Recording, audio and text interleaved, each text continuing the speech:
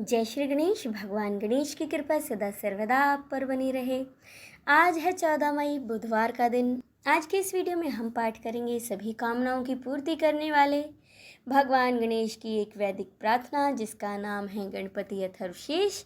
इसका पाठ हम हिंदी में करेंगे। इसके नियमित रूप से पाठ करने से जीवन में सुख, शांति, समृद्धि, बुद्धि और ज्ञान में वृद्धि होती है। इसके साथ ही भगवान गणेश की कृपा से आपके सभी विघ्न और बाधाओं का नाश होता है। तो आइए, भगवान गणेश की कृपा सदा सर्वदा हम पर यूं ही बनी रहे, इसी कामना के साथ अब पाठ करते हैं गणपति अथर्वशीर्ष का हिंदी में। भगवान गणपति को मेरा नमस्कार है। हे गणेश, तुम ही प्रत्यक्ष तत्व हो, एकमात्र तुम ही करता हो, तुम ही एकमात्र धरता हो, तुम ही एकमात्र हरता हो। निश्चय ही तुम ही सब रूपों में उपस्थित ब्रह्म हो, तुम ही साक्षात नित्य आत्म स्वरूप हो। मैं न्याय संगत कहता हूँ, सत्य कहता हूँ। हे श्री गणेश, आप मेरी रक्षा करो। आप वक्ता अर्थात बोलने वाले की रक्षा करो, आप श्रोता अर्थात सुनने वाले की रक्षा करो, आप दाता की रक्षा करो, आप धाता की रक्षा करो, व्याख्या करने वाले आचार्य की रक्षा करो, आप शिष्य की रक्षा करो, आप पश्चिम से रक्षा करो, आप पूर्व से रक्षा करो, आप उत्तर से रक्षा करो, आप दक्षिण से रक्षा करो, आप ऊपर से रक्षा करो, आप नीचे से रक्षा करो, आप सब ओर से मेरी रक्षा करो, आप चारों ओर से मेरी रक्षा करो। हे गणपति, तुम ही वांगमय तथा चिन्मय हो, तुम ही आनंदमय हो, तुम ही ब्रह्ममय हो, तुम ही सच्चिदानंद और अद्वितीय हो, तुम ही प्रत्यक्ष ब्रह्म हो, तुम ही ज्ञानमय तथा तुम ही विज्ञानमय हो। ये संपूर्ण जगत तुमसे ही उत्पन्न होता है, ये संपूर्ण जगत तुम में ही सुरक्षित रहता है, ये संपूर्ण जगत तुम में ही विलय को प्राप्त होगा। तुम ही भूमि, जल, अग्नि, वायु और आकाश हो।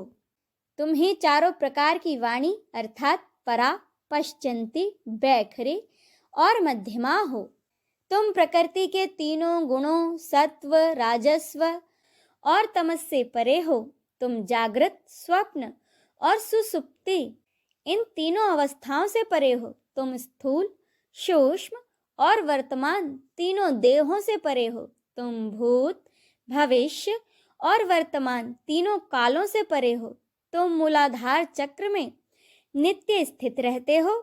इच्छा, क्रिया और ज्ञान तीन प्रकार की शक्तियां तुम ही हो। प्रत्येक योगी जन तुम्हारा ही नित्य ध्यान करते हैं। तुम ही ब्रह्मा हो, तुम ही विष्णु हो, तुम ही रुद्र हो, तुम ही इंद्र हो, तुम ही अग्नि हो, तुम ही वायु हो, तुम ही सूर्य हो, तुम ही चंद्रमा हो, तुम ही ब्रह्म हो। भूः, भूर्वः, स्वः ये तीनों लोक अर्थात ओमकार वाच्य पर ब्रह्म भी तुम ही हो।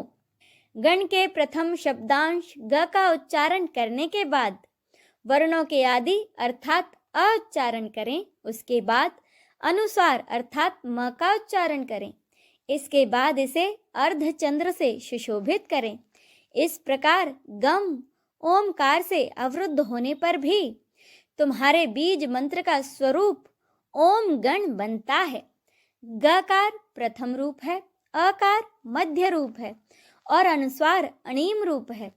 बिंदु उत्तर अर्थात ऊपरी रूप है। नाद संसाधन होता है। ये सभी आपस में मिलकर ओम गण ये रूप बनाते हैं। इसे गणेश विद्या कहते हैं। गणक इसके ऋषि हैं। निच्रद गायत्री छंद है। गणपति देवता हैं। वह महामंत्र ओम गण गणपते नमः है। हम एक दंत को जानते हैं, वक्रतुंड का ध्यान करते हैं। वह दंती अर्थात गजानन हमें जागृति प्रदान करें। ये मंत्र गणेश गायत्री कहलाता है। भगवान एक दंत अर्थात श्री गणेश चार भुजाओं वाले हैं और वे अपने चारों हाथों में पाश, अंकुश, अभय और वरदान की मुद्रा धारण किए हुए हैं। उनकी ध्वजा पर मूषक का चिन्ह है। वे रक्त वर्ण तथा लंबोदर हैं। उनके कर्ण सूप के समान बड़े बड़े हैं। वे रक्त के समान वस्त्र धारण करने वाले, शरीर पर रक्त चंदन का लेप किए हुए, रक्त पुष्पों से पूजे जाने वाले हैं। वे भक्तों पर अनुकंपा करने वाले हैं। जगत का कारण तथा अच्युत हैं। सृष्टि के आदि में आविर्भूत प्रकृति और पुरुष से परे हैं। श्री गणेश जी का जो नित्य ध्यान करता है वह सभी योगियों में श्रेष्ठ है। व्रातपति को मेरा नमस्कार है, गणपति को नमस्कार है, प्रथम पति अर्थात शिव जी के गणों के अधिनायक को नमस्कार। लंबोदर एक दंत शिव जी के पुत्र तथा श्री वरद मूर्ति को नमस्कार है। यह अथर्वशीष है। जो भी इसका पाठ करता है वह ब्रह्म को प्राप्त करने का अधिकारी हो जाता है। उसके सब प्रकार के विघ्न बाधाएं समाप्त हो जाते हैं। वह सब जगह सुख को प्राप्त करता है तथा वो पांचों प्रकार के महान पातकों तथा उपपातकों से भी मुक्त हो जाता है। जो भी इसका सायंकाल में पाठ करता है उसके पूरे दिन के पापों का नाश हो जाता है।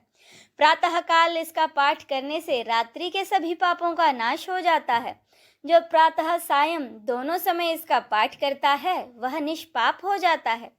वह सभी जगह विघ्नों का नाश कर धर्म, अर्थ, काम और मोक्ष को प्राप्त करता है। यह अथर्वशीष उसको नहीं देना चाहिए जो शिष्य ना हो। जो मोहवश अपात्र को उपदेश देता है वह महापापी हो जाता है। इस अथर्वशीष का सहस्त्र बार पाठ करने से उपासक की जो भी कामना होती है वह उसे सिद्ध कर लेता है। जो भी अथर्वशीष का पाठ करते हुए गणपति को स्नान कराता है वह वक्ता बन जाता है। जो चतुर्थी तिथि को उपवास करते हुए इसका जाप करता है वह विद्वान हो जाता है। यह अथर्वण ऋषि का वाक्य है। इसका पाठ करने वाले को कभी भय नहीं होता। जो दुर्वा के द्वारा भगवान गणपति का यज्ञ पूजन करता है वह कुबेर के समान हो जाता है। जो धानी और लाई के द्वारा यज्ञ पूजन करता है वह यशस्वी तथा मेधावी हो जाता है। जो सहस्त्र मोदकों द्वारा यज्ञ और पूजन करता है वह मनोवांछित फलों को प्राप्त करता है। जो देसी गाय के घी युक्त समिधा से यज्ञ और पूजन करता है वह सब कुछ प्राप्त कर लेता है। यज्ञोपरांत 8 ब्राह्मणों को सम्यक रीति से भोजन कराने पर व्यक्ति सूर्य के समान तेज प्राप्त कर लेता है। सूर्य ग्रहण में, महानदी में या श्री गणेश की प्रतिमा के पास इस अथर्वशीष को जपने से इसकी सिद्धि हो जाती है तथा वह महाविघ्न, महादोषों तथा महापापों से भी मुक्त हो जाता है। जो इस प्रकार ये जानता है वह सर्वज्ञ हो जाता है। ओम शांति शांति शांति ही। इसी के साथ अथर्ववेदीय गणपति उपनिषद संपूर्ण होता है। बोलिए पार्वती नंदन भगवान गणेश की जय। हर हर महादेव।